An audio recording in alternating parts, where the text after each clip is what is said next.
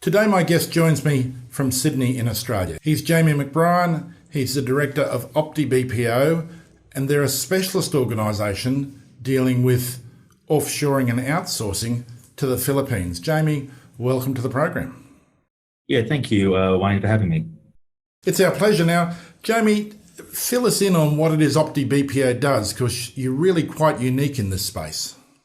Yeah, look, Wayne, we help Australian and New Zealand companies as well as European businesses set up offshore dedicated teams in the Philippines. The thing that makes us different is that we work onshore here in Australia, New Zealand and Europe, working with clients to understand the offshoring opportunity for them, making sure that they're ready, and then helping them transition and build and then manage that team as a managed service in the Philippines. Offshoring's been around for, 30 or 40 years, and it brings to my mind call centres with hundreds of people run by multinational businesses. That's not the kind of offshoring and outsourcing that you're doing, is it? No, look, Wayne, that's one of the preconceptions we need to change. Offshoring is evolving quickly and rapidly. I've been in this business for over 20 years now. Offshoring used to be about large companies moving some of those lower value transactional activities to the like of India and other locations. It's rapidly evolving as people realise that capability is global now. So we're moving up market, and there's a whole lot of activities now that we're able to think about where can we do them. And it's not just a cost-saving initiative anymore. A lot of people are doing this to get additional capability, to help drive scale and to support their growth strategies. Now, I noticed you mentioned India, and I guess like a lot of Australians who've spent time on the telephone in the evenings with Indian call centres, it's not the favourite thing with customers in the world. Is the Philippines different? Yeah, look, the thing about the Philippines that we think is amazing, and we dedicate all of our attention and activity on the Philippines. It's the third largest English language speaking country in the world. Due to the US influence on the country, there's a whole lot of cultural alignment as well that sometimes makes it easier to communicate. And their education system as well, which is geared to that, means that we just find the Philippines an easier place to work with, to build the sort of teams that can engage and communicate well with our Australian, New Zealand and European clients. Now, Jamie, you talked about the opportunities in outsourcing to the Philippines. What's the consequence for businesses who are ignoring this opportunity?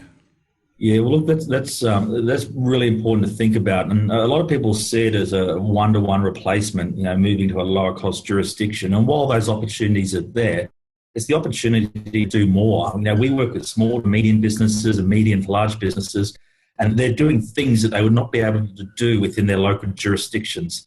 They're able to add additional activities, additional staff, do things that just wouldn't be cost-effective, or they wouldn't be able to support the business case in Australia, New Zealand or Europe, but they're able to support in building teams offshore. And that could be things such as additional market research, additional lead generation, more customer service facing people.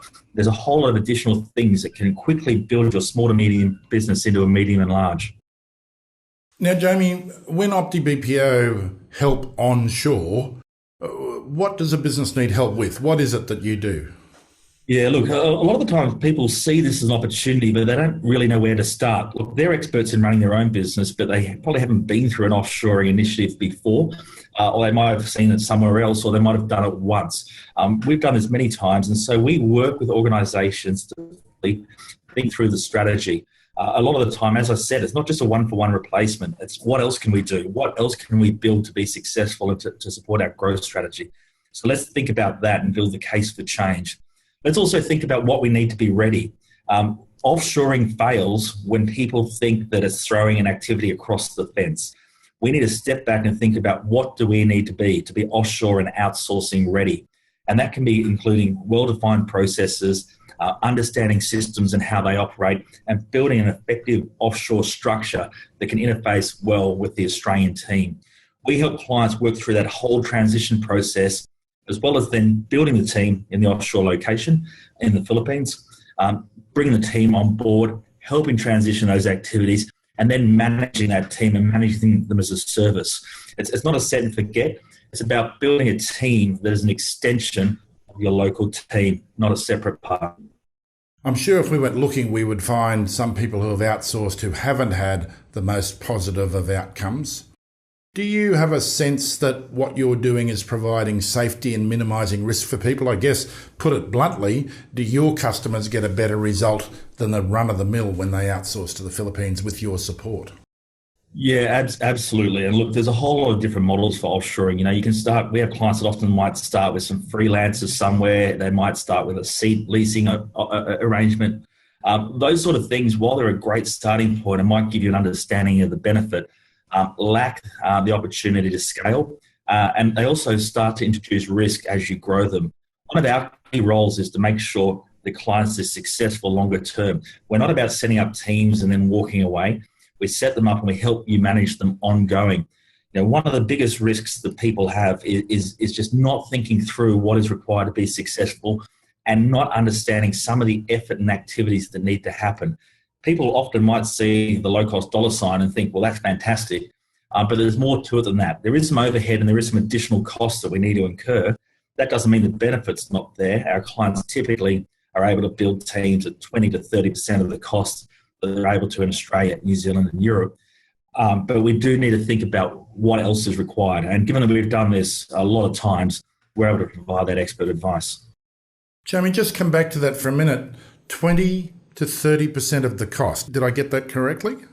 Yeah, look, that's the sort of business case that we typically work towards. Of course, depending on roles and certain activities, some things the benefit is less or more, but that's a typical range that we're looking for, which means that we're able to do more with less, and the benefits there, which is why we find it interesting when some companies see this only as a cost initiative, that they're unwilling to spend the time and the money up front to get things right. It's better to take longer to build your offshore team and to get it right than to quickly do it with an additional cost saving that then means you're going to fall over and fail. So outsourcing to the Philippines with optiBPO is going to reduce my costs by about 2/3. Yeah, that's correct. Look, that's the sort of objective we're working towards. That's a spectacular result. Now, let me put on my cynical hat for a minute. If I was a prospective customer of yours, what could you offer me by way of evidence or social proof that this works? Yeah, look, we've worked with a range of businesses, again, Australia, New Zealand and Europe. They range in size from, 30 to 40 employees up to 800. We've just picked up a large business that's over 2 billion in revenue. So we've got a whole range of businesses that we've been able to build the same success with. And the reason we're able to build success is that our expertise at its core is in process and structure. While we obviously have expertise in offshoring, for me, you can go out there and have a look. There's 100 people, 1,000 people with expertise in offshoring, and you can just Google search it yourself. Our expertise, though, is in making sure process and structure is right. That's the background we come from. As a consulting business, that's what we've always done, whether it's helping build process and structure here onshore, or if it's helping to build process and structure in a shared services in a specific location, or if it's with optiBPO, helping build these offshore dedicated teams in the Philippines. So onshore support to make your offshore team work. Yeah, absolutely. Look, with these sort of things, that our clients see a real benefit in the fact that we're in these different locations. We've got offices in Sydney and London, and we're able to speak with them here locally, go and meet with them, work with them through issues, and also just interact and help them manage that offshore team. While you can just work with an offshore provider that's got no onshore expertise or location, you'll end up finding that you're doing a whole lot of running around and creating management overhead for yourself. Instead, we take on that responsibility and we help you manage it, which takes a lot of the headaches out of it. Jamie, there's a ton of questions that come to mind because I haven't come across someone who's an onshore expert in offshoring before with the experience base that you've got. So the sorts of things that come to my mind are about culture and work practices and legislation and jurisdictions. I guess there's a ton of things that you can actually help people out with. Yeah, look, absolutely. Look, all of those things that you just talked through, they become our responsibility. We can start with teams as small as one, and we build up to teams. We've got teams of 50 and 60 and beyond that. So we can start small and help clients grow from there. All of those things that you talk about in terms of jurisdictional risk, local compliance, tax, legal, and the rest of it, they're all things that we manage. They're not needed for the client to manage. The job of the client is for us to work with them to identify the tasks and the activities. all of the non-task related activities, all of the overhead that comes with having an offshore team is what we take responsibility for. Jamie, it's been a pleasure chatting with you. For people who are interested, how do they get hold of you? Yeah, sure. Look, we've got our website, optiBPO.com, and have a look there. Our contact details for our Sydney and London offices are all located there. Or hopefully just reach out to me directly at jamie.mcbrien@optim2.com. Jamie, thank you for your time today. Thank you, Wayne.